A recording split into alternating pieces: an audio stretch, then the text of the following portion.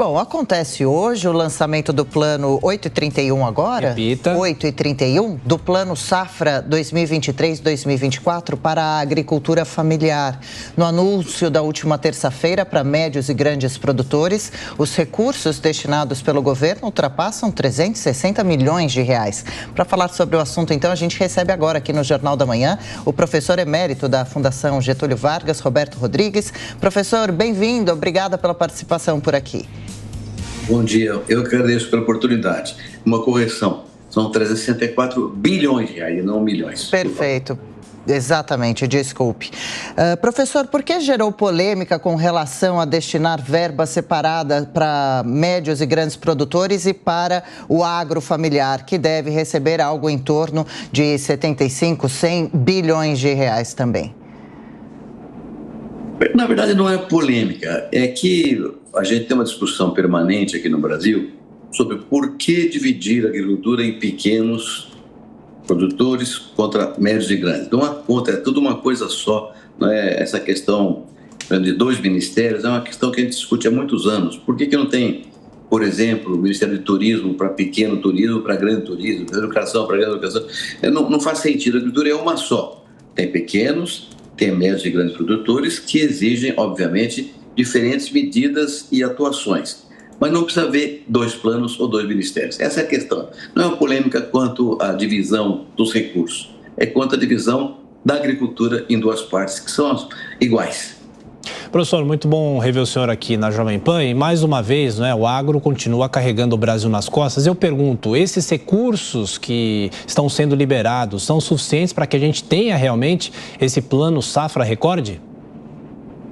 Olha, Tiago, a verdade é a seguinte, a agricultura brasileira, como você mesmo citou aí, tem crescido demais nos últimos anos, espetacularmente, né? Imagine, alguns números são assombrosos, né? No ano 2000, por exemplo, nós exportamos 20 bilhões de dólares, no ano passado 160 bilhões de dólares, 8 vezes mais em 22 anos.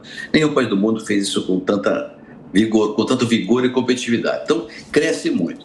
Em consequência desse fato, nunca, em tempo algum, o governo conseguirá dar ao governo, dar ao setor, tudo que ele demanda em termos de crédito, oferecer o que ele demanda. Cresce muito, então a demanda cresce cada vez mais. Porém, é preciso reconhecer que dessa vez o governo fez um esforço. Eu quero até cumprimentar muito o ministro Fávaro, fez um esforço grande para colocar recursos que acabaram saindo acima do que nós imaginávamos. Foram 364 bilhões para a agricultura empresarial, mais 70, 80 eram hoje, vão ser 340 bilhões, perdão, 440 bilhões de reais, é quase 30% mais do que o ano passado. É um número muito bom, acima da inflação. Então é um número bom. O setor não esperava tanto, demandava mais, mas não esperava tanto. Então o número é bom, Tiago. Agora, o que complica é juro. Não obstante, também aqui tem havido uma boa situação. Os juros não ficaram maiores do que o ano passado, em alguns casos até menores, sobretudo nos programas específicos que o governo fez, em direção à sustentabilidade da produção, né? Um programa importantíssimo que é a recuperação de pastagem degradada, que vai abrir terras que já existem abertas há muito tempo para a agricultura, vai ter um juro de 7% a 8%. É muito bom comparado com os demais juros, que vão até 12%. Então, é um plano bom, que para mim só tem um defeito: falta clareza quanto ao taxa, quanto ao seguro, recurso para o seguro rural. E aqui uma explicação que eu acho que é importante já para a gente compreender. Olha só, nós estamos com os preços caindo muito da agricultura, porque a oferta mundial cresceu, então os preços caíram. Tinham subido demais por causa da pandemia, agora caíram nos últimos meses 40% até 50% em alguns casos. Os custos também caíram, e haviam subido com a pandemia e com a guerra na Ucrânia, mas caíram menos do que os preços caíram. Como consequência, nós estamos olhando para uma safra muito grande no ano que vem, que pode se somar à safra grande do hemisfério norte, Estados Unidos, Canadá e União Europeia.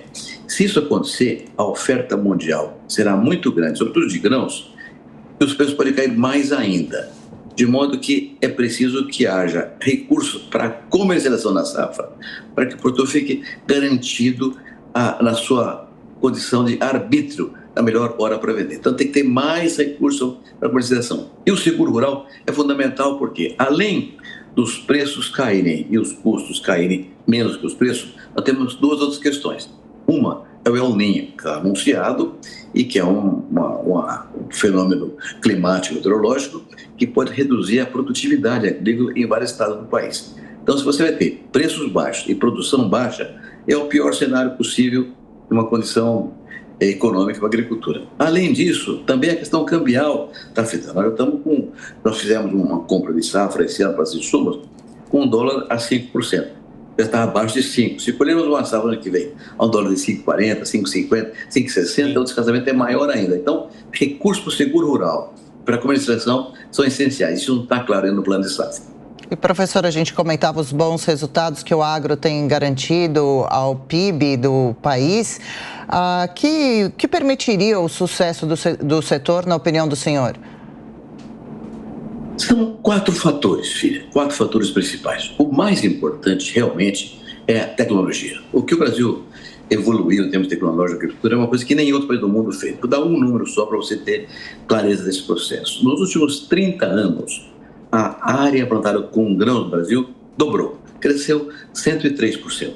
E a produção de grãos cresceu 445%. Ou seja, a produção cresceu 4 vezes e meia mais do que a senhora plantada. O que é isso? Mais produtividade por hectare plantado. O que é isso? Tecnologia. Então, esse é o ponto principal. Tecnologia evoluiu e é uma tecnologia tropical e é sustentável. Um outro número para mostrar como é sustentável a agricultura brasileira. Nós cultivamos no Brasil hoje 77 milhões de hectares com grãos. Na verdade, são 50 milhões. Mas o Brasil tem uma característica que nem outro país do mundo tem. Nós fazemos da mesma área 2 safras por ano e até 3 safras quando há irrigação. Então, a soma das 3 áreas no mesmo ano chega a 77 milhões de hectares. Nós tivéssemos hoje a produtividade que tínhamos há 30 anos atrás, precisaríamos de mais 129 milhões de hectares para produzir uma safra desse ano. Ou seja, nós preservamos 120 milhões de hectares de qualquer desmatamento, qualquer agressão ambiental em qualquer bioma. Isso é sustentabilidade na veia, não é promessa, não é um sonho, não é uma ambição. Foi feito. E eu digo a você, nenhum país do mundo fez uma coisa tão vigorosa em tão pouco tempo. É isso, então, professor emérito da Fundação Getúlio Vargas, Roberto Rodrigues. Professor, obrigada pela participação, pelos esclarecimentos todos. Boa quarta-feira. Igualmente, muito obrigado a vocês.